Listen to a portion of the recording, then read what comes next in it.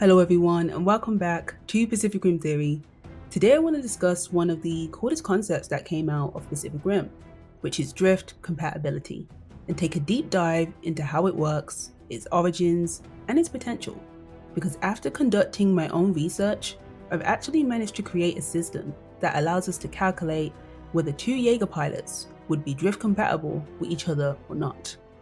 But before I spoil the answer to that, let's get into the video and I can explain how I got to figuring all of this out. When Raleigh first drifts with his brother, Yancey, he tells us that the Jaeger tech that allows pilots to drift with one another was based on DARPA jet fighter neural systems. Now, this was a real venture that the USA's Military Research Division was working on and unveiled in 2015. According to this article by Futurism.com, the technology would grant someone the ability to pilot multiple planes and drones with their mind. Something that was reinforced by Justin Sanchez, the director of DARPA's Biological Technologies Office, during the agency's 60th anniversary event.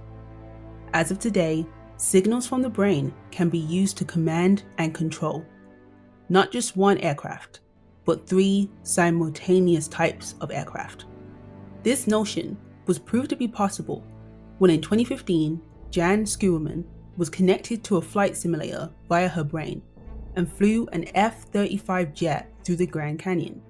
As you can see from this video, it's not a smooth flight, and because it's a simulator, it cannot accurately demonstrate the possibility of a human mind controlling a real-life jet.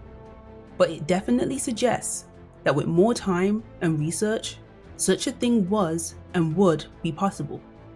Which brings me back to Pacific Rim, because funnily enough, Kathleen Lightcap, the inventor of the PON system, a device that allows pilots to connect to their Jaeger, created this in 2014. So maybe she really was a genius, because clearly she was miles ahead of DARPA when it came to understanding and bringing about technology that could allow the mind to control military weapons. But enough about the origins of drifting. Let's talk about the concept of drift compatibility. Now, drift compatibility is just that, a concept, or should I say a potential, that exists between two pilots that's determined by a couple of things. And I've broken them down into three requirements. 1. A high attachment level, be it romantic, platonic, or familial. 2. A shared or similar personality trait. And 3. Mental fortitude. Two of these requirements are spoken of by Travis Beacham, the writer of Pacific Rim, who states that drift compatibility exists by virtue of de facto intimacy with your partner, or by virtue of shared personality markers between strangers. And the third requirement of mental fortitude is inspired by the chase the rabbit principle, which is about having a strong mentality or the strength to control your emotions inside the drift. So with these three requirements, let's see if we can calculate the strength or success rate of a pilot being drift compatible with another ranger. The most obvious pairing that we can test this with is Mako and Raleigh. So the first thing we need to figure out is how high their attachment level is. And to do that, we calculate the strength of their relationship by measuring their bond on a scale of 0 to 100. 0 to 25 being low, 25 to 50 being medium, 50 to 75 being high, and 75 to 100 being extremely high. Now, I feel that it would be best to measure this before their first drift together, and put ourselves in the mind of Stacker Pentecost, who was ultimately in charge of deciding who Raleigh would be piloting Gypsy Danger with. So with that in mind, I think based on Mako's indifference towards him, their bickering during the croon test, and the results of that fight, I would give them a score of 50. In regards to their personalities, despite their rocky introduction to one another, the two share a lot of similar traits. According to the Drift Space featurette, both of them are resourceful, trustworthy, loyal, and brave. The same can be said about their negative traits.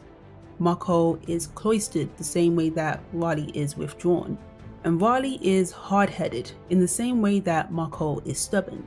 So with this information, I think it's safe to say that Mako and Vali share the same or similar personality traits.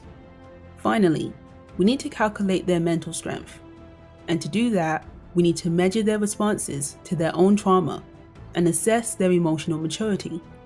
I'm going to be using the same measuring system that I used before and put this on a scale from 0 to 100. Again, I think we should pretend that we are Stacker with this and base this on how these characters were before their first drift together. So considering Mako's overwhelming need to avenge her family, I would give her a score of 40. And based on Vali's reclusive behavior after Yancey's death, and the fact that he also solo piloted Gypsy Danger, I would give him a score of 60.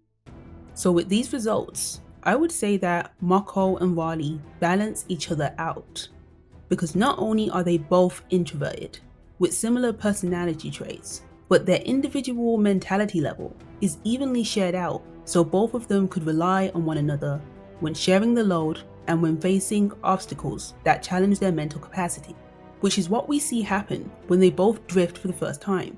And when they officially become the pilots of Gypsy Danger, Mako relies on Vali not only because of his experience, but the trust that's built between them. But what about a pilot pairing that isn't similar in any way, or the complete opposite of each other? Well, let's look at Chuck and Stacker.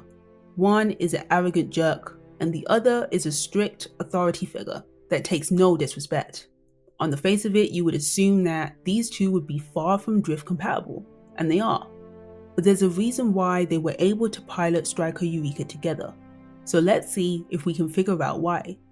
Now, to measure their attachment level, we need to look at how Chuck responds to authority.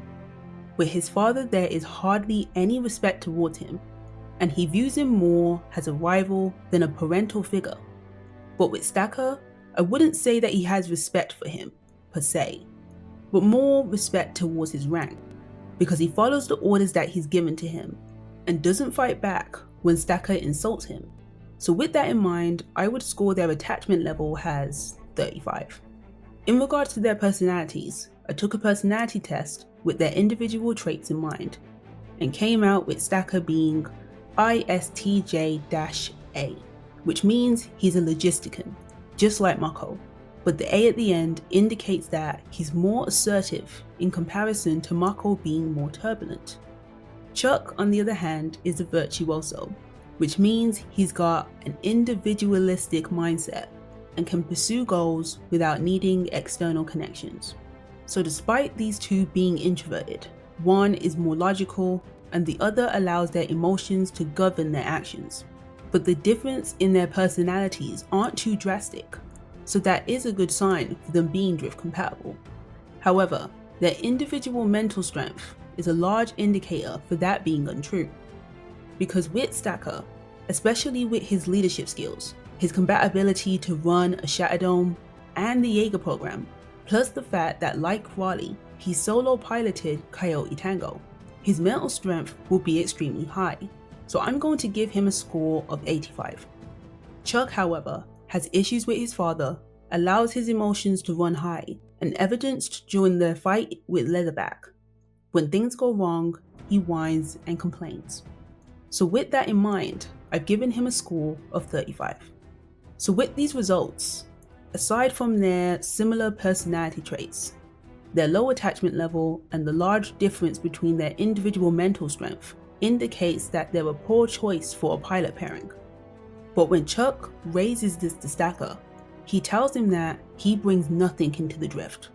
No memories, no fear, and no rank. So that in turn makes their attachment level null and void. And their mentality level also then is burdened by Stacker, because he cancels out everything that Chuck may bring into the drift, making it possible for them even to be drift compatible. So, what does this mean for the concept of drift compatibility? Well, that's just it, isn't it? It's a concept, which I think is proven especially by the contrasting factors that Stacker and Chuck have. They should not work, but because of their current predicament and the necessity of the moment, they make it work.